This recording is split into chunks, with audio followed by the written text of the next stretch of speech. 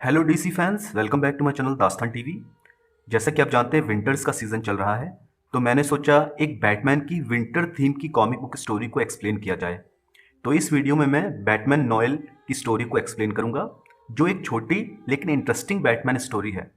अच्छा, सबसे पहले इस स्टोरी का बैकग्राउंड समझ लेते हैं।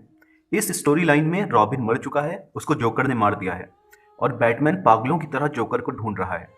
बैटमैन कई दिन से सोया नहीं है और बिल्कुल भी रेस्ट उसने नहीं किया है, जिसकी वजह से हम ये देखेंगे कि स्टोरी लाइन के दौरान उसे विजुअल हेलुसिनेशंस भी होंगे। तो चलिए बिना टाइम वेस्ट किए इस स्टोरी के एक्सप्लेनेशन को स्टार्ट करते हैं। गौथम की सर्द रात, पूरा शहर बर्फ की सफेद चादर से ढका है। ठंड इतनी ज्यादा है कि नसों में बह रहे खून को भी जमा दे, और खामोशी ऐसी कि जैसे इंसान तो क्या, किसी परिंदे का भी नामो निशान ना हो। किसी के तेज कदमों की आवाज इस सन्नाटे को चीर देती है। वो कोई और नहीं बल्कि बैटमैन है, जो बर्फ से ढकी बिल्डिंग की छत पर तेजी से दौड़ रहा है। नीचे सड़क पर हम रूबरू होते हैं बॉब नाम के एक आदमी से, जिसके कंधों पर एक बैग है। इतनी ठंड होने के बावजूद भी बॉब के माथे पर पसीना है और चेहरे पर डर। वो जैक इन द बॉक्स नाम की एक खिलौने की दुकान के सामने आकर रुकता है, जो कई सालों से बंद है। दुकान के शीशे से अंदर रखी हुई पुरानी और भयानक दिखने वाली डॉल्स भी हैं। बॉब अपने बैग को दरवाजे के पास रखता है और दरवाजे पर नॉक करता है। दरवाजा खोलो, तुमने जो मंगाया था मैं ले आया हूं, दरवाजा खोलो। तभी बॉब को बिल्डिंग के ऊपर से कुछ आवाज सुनाई देती है। वो ऊपर देखता है लेकिन वहां कोई नहीं है। शायद ये उसके मन का वहम था। लेकिन बॉब जैसा ही पलटकर नीचे देखता है तो वो बैग अपनी जगह से गायब है और उसकी जगह पे वहां एक बॉक्स रखा है जो गिफ्ट की तरह पैक्ड है। बॉब उस बॉक्स को उठाकर वहां से जाने लगता है। तभी बैटमैन बिल्डिंग से जंप करके नीचे आता है। बॉब के चेहरे की हवाइयां उड़ जाती हैं। बैटमैन को देख के वो वहां से भागने लगता है। बैटमैन एक बैटरैंक थ्रो करता है जो बॉब के पैरों से टकराता है। बॉब मुंह के बल जमीन पे गिरता है और वो बॉक्स भी वहीं गिर के खुल जाता है, जिसके अंदर नोटों की गड्डियां होंगी। बैटमैन बॉब का कॉलर पकड़कर उसे उठाता है। मैं जानता हूं तुम जोकर के लिए काम करते हो, बताओ वो कहां है। मैं जोकर के लिए काम जरूर करता हूं, लेकिन मैं नहीं जानता वो कहां है, मैं उससे कभी मिला नहीं। झूठ मत बोलो, अगर तुम उससे कभी मिले नहीं तो वो तुम्हें कांटेक्ट कैसे करता है। वो मुझे लेटर देता है और उसी लेटर में नया लोकेशन और नया टारगेट देता है। मैं सच बोल रहा हूं, मैं उससे कभी नहीं मिला। बैटमैन बॉब के कॉलर को छोड़ देता है। तुम्हारी किस्मत अच्छी है कि तुम बच गए, दफा हो जाओ यहां से।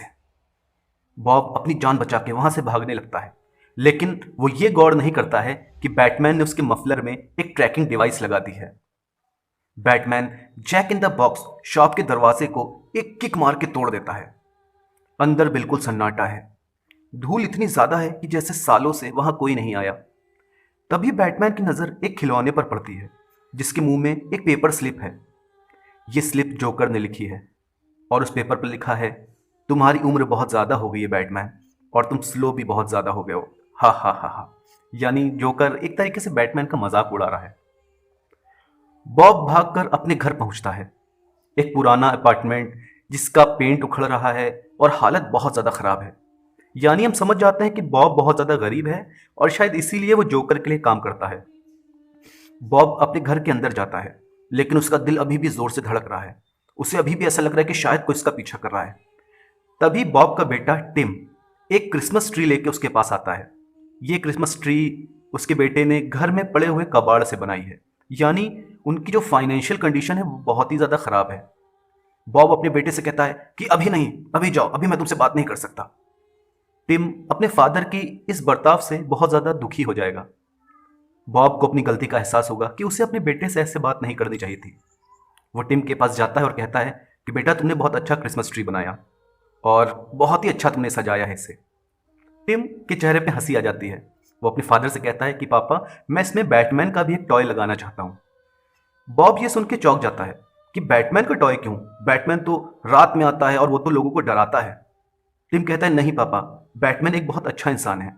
वो केवल गुंडों को और चोरों को डराता है, वो अच्छे लोगों को नहीं डराता। बैटमैन बहुत अच्छा इंसान है, वो कभी भी कोई गलत काम नहीं करता। ये सुनते ही बॉब उठेगा और अपनी खिड़की की तरफ जाएगा। वो खिड़की से बाहर देखता है, उसकी आंखों में आंसू हैं। वो कहता है कि बेटा, कभी कभी अच्छे इंसानों को भी मजबूरी में बुरे काम करने पड़ जाते हैं। यानी हम ये समझ जाते हैं कि बॉब एक बहुत अच्छा इंसान है, लेकिन गरीबी की वजह से उसे जोकर जैसे क्रिमिनल के लिए काम करना पड़ रहा है। सीन शिफ्ट होता है बैट केव में, जहां बैटमैन अपने स्पाई कैंप से बॉब के घर पे नजर रखे हैं। यहां पे अल्फ्रेड ब्रूस के लिए चाय लेके आता है। बैटमैन जोर जोर से खांसने लग जाता है। अल्फ्रेड ब्रूस से कहता है कि शायद ठंड का असर आपके ऊपर पड़ने लगा है। आखिर आप हैं तो इंसान ही। आप कई दिन से सोए नहीं, आपने रेस्ट नहीं लिया, इसलिए आप बीमार पड़ रहे हैं। ब्रूस कहता है कि नहीं, वो ठीक है। एल्फ्रेड को यह बात पसंद नहीं आ रही है कि ब्रूस ने बॉब को चारे की तरह इस्तेमाल किया है जोकर को पकड़ने के लिए। लेकिन ब्रूस एल्फ्रेड से कहता है कि इसके अलावा कोई और ऑप्शन ही नहीं था। अगर जोकर को नहीं रोका गया तो बहुत से लोग मारे जाएंगे और बहुत से लोग अपने अपनों को खो देंगे, जैसे उसने भी किसी अपने को खोया। ब्रूस मुड़ के देखता है रॉबिन की कॉस्ट्यूम की तरफ और उसे पुराने दिन याद आते हैं कि कैसे वो और रॉबिन साथ में क्राइम फाइटिंग करते थे। बहुत ही खुशियों के दिन थे, लेकिन अब वो वक्त गुजर चुका है। अब बचा है तो सिर्फ दर्द और तन्हाई। बैटमैन को एक इमरजेंसी मैसेज मिलता है कमिश्नर गॉर्डन का। वो कमिश्नर गॉर्डन से मिलने जाता है।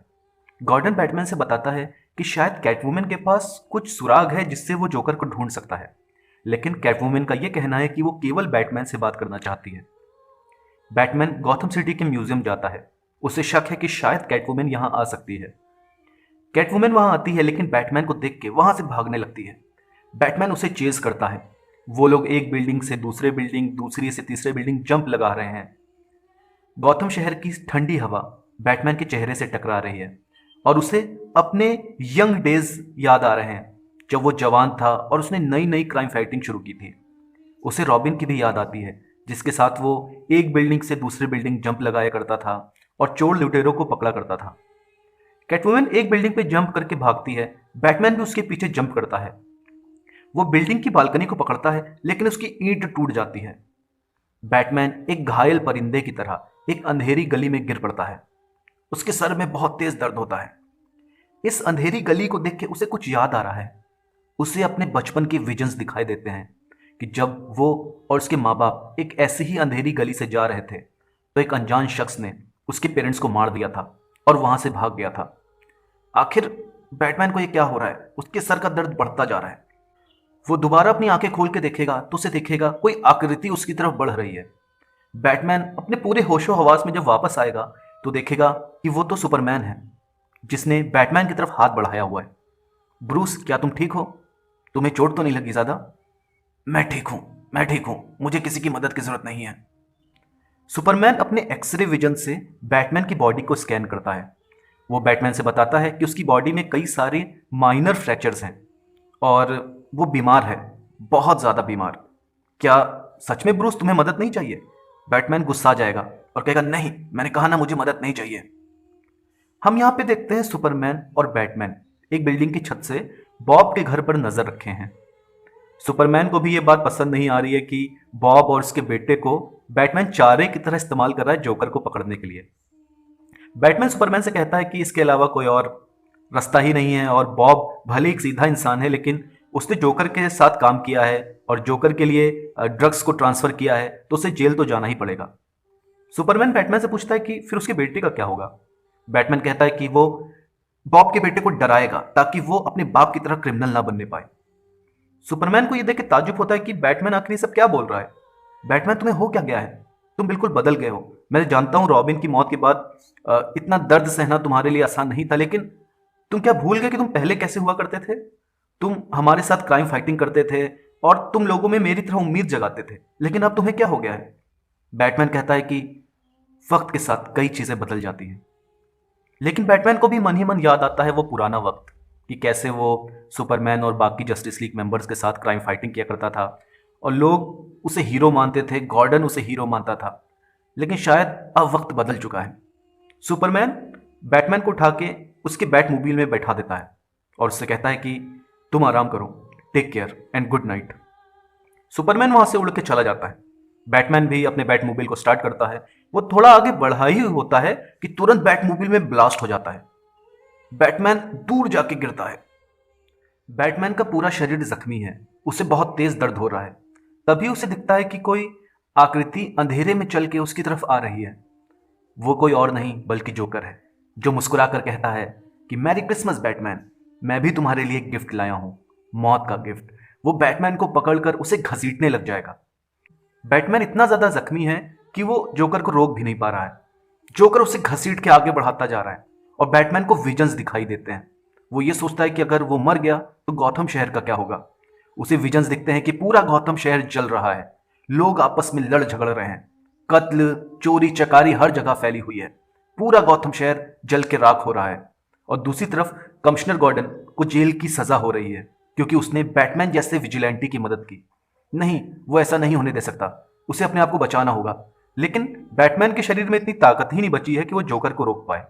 जोकर बैटमैन को घसीट के एक कब्रिस्तान में ले जाता है और उसको एक कब्र में ढकेल देता है और कहता है मैरी क्रिसमस, और वो मिट्टी उस कब्र में डालने लग जाता है और बैटमैन को जिंदा ही दफन कर देता है। दूसरी तरफ बॉब का घर, उसके दरवाजे पे दस्तक होती है। बॉब का बेटा टिम सोचता है कि शायद सेंटा क्लॉस आया है, कि सेंटा क्लॉस सेंटा क्लॉस। वो दौड़ के जाके दरवाजा खोलता है। वो सेंटा क्लॉस नहीं, वो जोकर है। जोकर टिम से कहता है कि लगता है बाकी बेवकूफों की तरह तुम्हें भी लगा था कि सेंटा क्लॉस आएगा, लेकिन चिंता मत करो, मैं आया हूं ना, और मेरे पास भी एक बैग है, इस बैग में भी खूब सारे गिफ्ट्स हैं। जोकर अपने बैग को खोलता है, उसके अंदर रिवॉल्वर, नाइफ, हैमर और रिंचेस हैं। दूसरी तरफ बैटमैन किसी तरीके से कब्र की मिट्टी को खोदता है और बाहर आता है। वो समझ जाता है कि बॉब और उसके बेटे की जान को खतरा है, उसे जल्दी करना होगा। दूसरी तरफ बॉब अपने बेटे की जान बचाने के लिए जोकर के सामने आता है, लेकिन जोकर एक रिंच से बॉब के मुंह पर हमला करता है और रिवॉल्वर निकालकर बॉब के सीने पे तान देता है और उसे कहता है कि वो बॉक्स कहां गया, उस बॉक्स में जो पैसा भरा था वो मेरा था, वो बॉक्स कहां है बताओ। लेकिन इससे पहले कि जोकर बॉब को मार पाता, बैटमैन खिड़की को तोड़ के वहां आता है और एक किक जोरदार मुंह पे जड़ता है जोकर के। जोकर वहीं चित हो जाता है और उसके हाथ से रिवॉल्वर भी छूट जाती है। बॉब उस रिवॉल्वर को उठा के जोकर के सर पे तान देता है। बैटमैन बॉब से कहता है कि नहीं बॉब, तुम एक कातिल नहीं हो, तुम कोई मुजरिम नहीं हो, अपने बेटे के बारे में सोचो, तुम्हारा बेटा तुम्हें एक हीरो मानता है, तुम उसे क्या मैसेज दे रहे हो, हीरो कत्ल नहीं करते। बॉब ऐसा मत करो, गोली मत चलाना। बॉब के हाथ कांपने लग जाते हैं और फाइनली वो रिवॉल्वर को वहीं छोड़ देता है। कमिश्नर गॉर्डन पूरी पुलिस फोर्स के साथ वहां आता है और जोकर को अरेस्ट कर लेता है। फाइनली जोकर पकड़ा गया। बॉब और उसके बेटे को एक क्रिसमस पार्टी दी जाती है वेन एंटरप्राइजेस की तरफ से। दूसरी तरफ बैट केव में एल्फ्रेड चाय लेके आता है ब्रूस वेन के लिए, लेकिन वो देखता है कि ब्रूस वेन गहरी नींद में सो रहा है। यानी फाइनली कई दिनों बाद ब्रूस वेन को चैन की नींद मिली है। एल्फ्रेड मन ही मन खुश होता है और कहता है कि आखिर इससे अच्छा क्रिसमस और क्या हो सकता है। और यहीं पे इस स्टोरी का एंड हो जाता है।